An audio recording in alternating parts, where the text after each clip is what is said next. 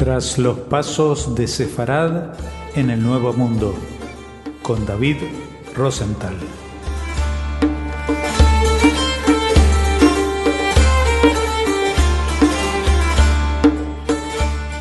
Hola oyentes de Radio Sefarad, volvemos a encontrarnos con David Rosenthal para seguir los pasos de Sefarad en el Nuevo Mundo. ¿Qué tal, David? Hola Jorge, muy bien, muchas gracias. Un saludo a todos nuestros oyentes del programa. Bueno, hoy vamos a hablar de sefardíes en Argentina, pero en una parte en particular de Argentina, que es la Patagonia, que es una parte que hasta principios del siglo XX, había muy poca densidad de pobladores, al menos europeos, así que había poblaciones indígenas y bueno, todo esto determinó una situación particular de la que nos vas a hablar. Así es, en este programa hablaremos del tema en específico de la Patagonia en Argentina y de la inmigración en general de los países árabes y bueno, en específico sobre el tema de los judíos árabes que llegaron a este lugar en el siglo pasado. Y es que ese estatus, digamos, de inmigrante árabe en general, que luego pasa a ser ciudadano patagónico y argentino, reside en esa inmigración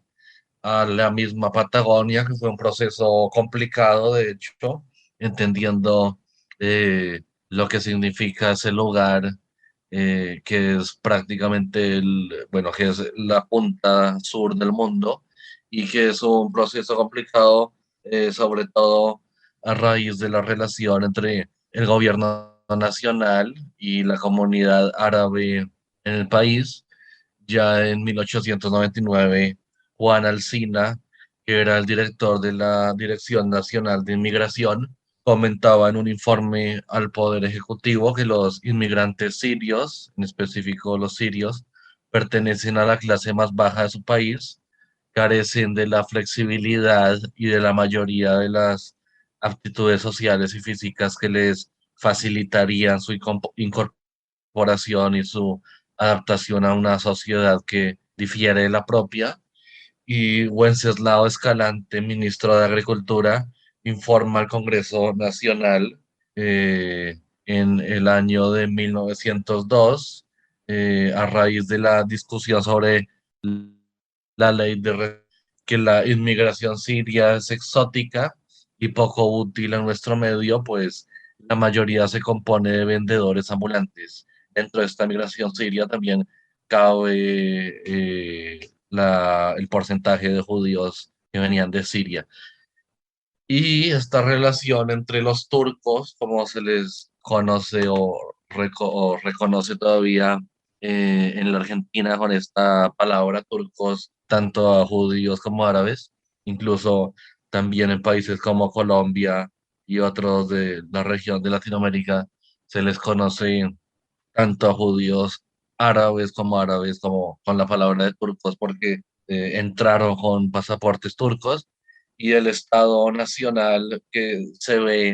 ve reflejada también en números esa relación entre estos inmigrantes. Entonces, luego el papel de la estadística también dentro de este flujo migracional.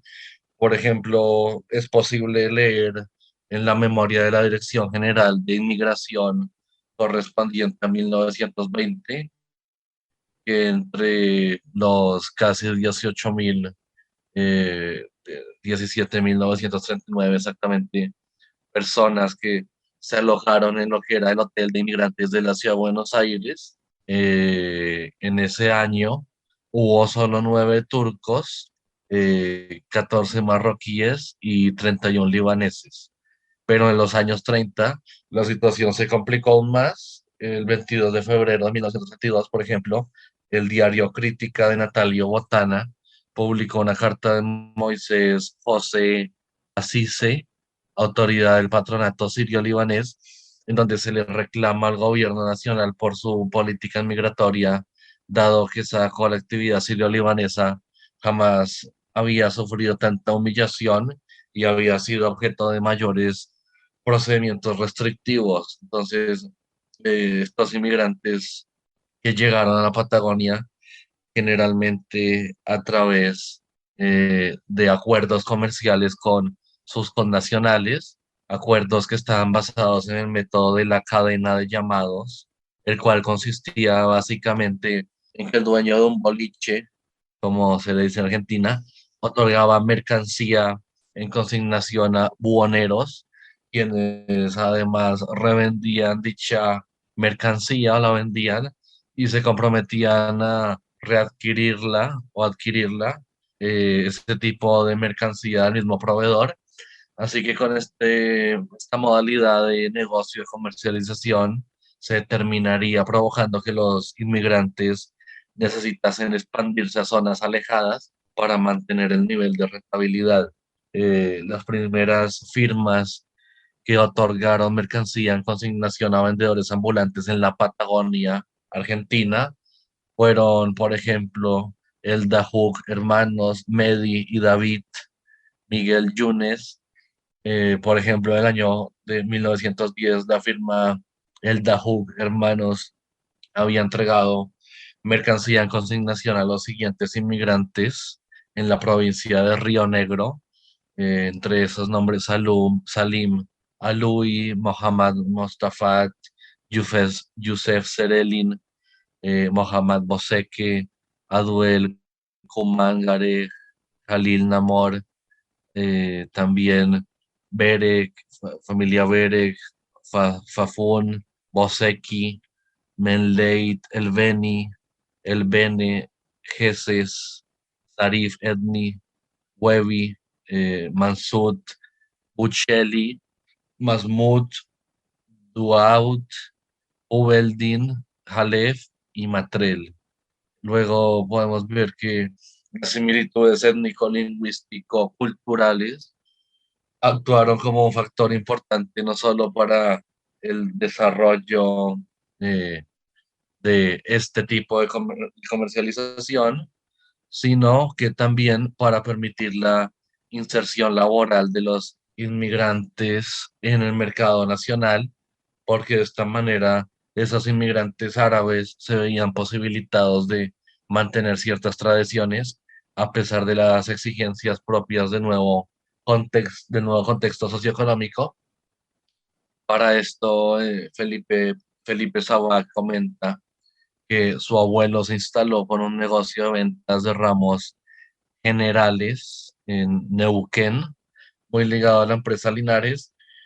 pero al poco tiempo con otro hijo, el menor, que vino de Líbano, acompañaron como mercachifles la construcción del ferrocarril Neuquén-Zapala, atendiendo a los trabajadores, vendiéndoles de acuerdo a sus necesidades. Así que estos inmigrantes lograron así sumarse al mercado laboral nacional, a pesar de las dificultades lingüísticas y de las diferencias culturales con el contexto socioeconómico argentino. Junto a ello puede considerarse que este tipo de actividad comercial también funcionó como una respuesta frente a las contradicciones existentes entre las expectativas que que los inmigrantes poseían al llegar al país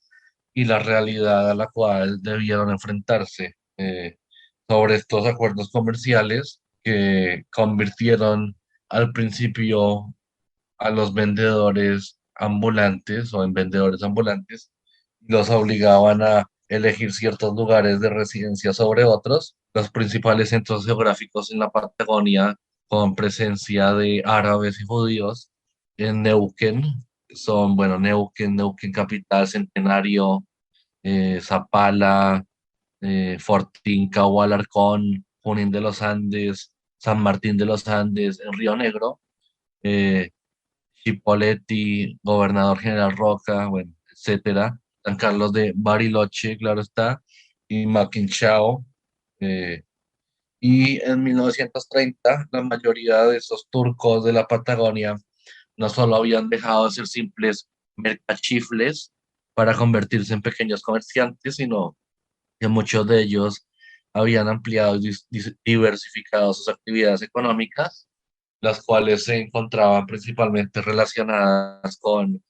el mercado interno, desde el comercio en zonas mineras hasta la ganadería para el consumo de las bases militares. Eh, Se puede también afirmar que esa inmigración árabe a la Patagonia se desarrolló en los márgenes que había dejado así a la élite, con sus intereses orientados al mercado exterior de productos agroganaderos. Entonces, como programas anteriores lo hemos visto, lugares así un tanto recónditos o bastante recónditos y casi que baldíos, significaban una oportunidad para la migración como tal y bueno, sobre todo para esta migración judía y también árabe. Eh, y esa tipología de inmigración árabe en la Patagonia, transatlántica, privada, sin planificación o apoyo económico por parte del Estado nacional, en este caso argentino, y junto al posterior desarrollo de su actividad económica, influyó y reforzó una relación especial con ciertas instituciones del Estado presentes en el territorio y una relación comercial con el incipiente mercado interno patagónico. Se puede mencionar, por ejemplo, el caso de los cuarteles militares de Cobunco Centro, en Neuquén, en donde se estableció el 10º Regimiento de Infantería de Montaña y se construyó la guarnición Ejército Zapala, que incluía regimiento de caballería, proceso que no solo cristaliza cambios en la ciudad, sino que también permite el asentamiento de militares profesionales y empleados de dependencias nacionales. La nueva situación obliga a las casas de ramos generales a concretar una mayor especialización acorde con esas necesidades de la población y no es un punto menor, por lo cual es conveniente destacar algunas características. Esa inmigración árabe argentina que no era apreciada positivamente por varios funcionarios del Estado Nacional y por algunos miembros de la élite, una élite que ya se había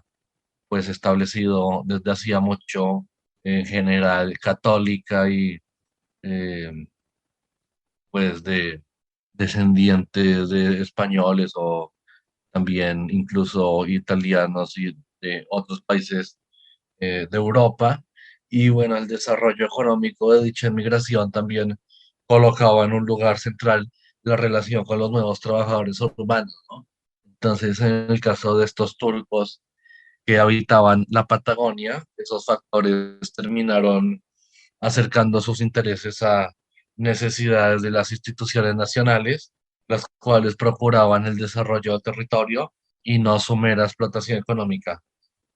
No solo es el ejército, sino también ciertos grupos dentro de las autoridades locales que gozaban de un alto nivel de vida que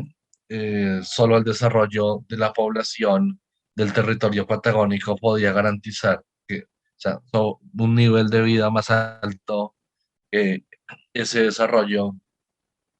podía garantizar en este territorio. Se puede mencionar a funcionarios del Banco de la Nación, de correos y telégrafos, de la Receptoría General de Aduanas, del Registro Civil y Juzgado de Paz, de la Oficina de Tierras y de los ferrocarriles del Estado, por ejemplo. A su vez, si bien los turcos se relacionaban económicamente, sobre todo comercialmente, con todos los grupos sociales existentes en el territorio, desde los pobladores chilenos que escapaban de la justicia de su país y se asentaban ilegalmente en la región, hasta el comisario del pueblo, las autoridades militares a cargo de la custodia de las fronteras. Los inmigrantes árabes en la Patagonia encontraron un denominador común con aquellos inmigrantes internos y externos que buscaban radicarse y mejorar su nivel de vida en el sur argentino. Por ejemplo, Moisés Roca Jalil comenta que En 1901 había llegado su padre a América, a Neuquén, llegó a caballo, se instaló con los indios en San Ignacio, ahí conoció a Namuncurá en 1908, con unos pesos se fue al Líbano a buscar a su madre y a su hermana, y más tarde se mudó a Junín y pasó un comercio y además tenía 50 hectáreas de campo. Así que existen dos aspectos que facilitan también la participación socioeconómica de los turcos en la Patagonia, permitiéndoles tener una relación dinámica con amplios sectores sociales. En primer lugar, la sociedad patagónica, que era una sociedad nueva que estaba en proceso de creación, es decir, los turcos no tuvieron que adaptarse a una sociedad ya construida. Esto es muy importante, ¿no? Ya que, por ejemplo, en Buenos Aires y en otras ciudades ya estaba consolidada la sociedad, digámoslo, con sus diferentes facetas. Aquí en la Patagonia, pues, estaba en construcción, lo cual daba más chance a quienes apenas llegaban. Y entonces, pues, ya que no estaba construida, estos inmigrantes, participan en su construcción. Luego, en segundo lugar, el carácter de zona de frontera de la Patagonia colocaba a los chilenos también en particular y a los inmigrantes de países vecinos en general en la categoría de otros, de los otros. Al mismo tiempo existía una segunda división entre un nosotros local argentino y un ellos representado por los centros de poder ubicados en específico en Buenos Aires. Luego la llegada, o más bien la migración interna de estos inmigrantes a la Patagonia, al poco tiempo de haber arribado al país, tal vez haya sido un paso importante en el proceso que terminaría reforzando su naturalización,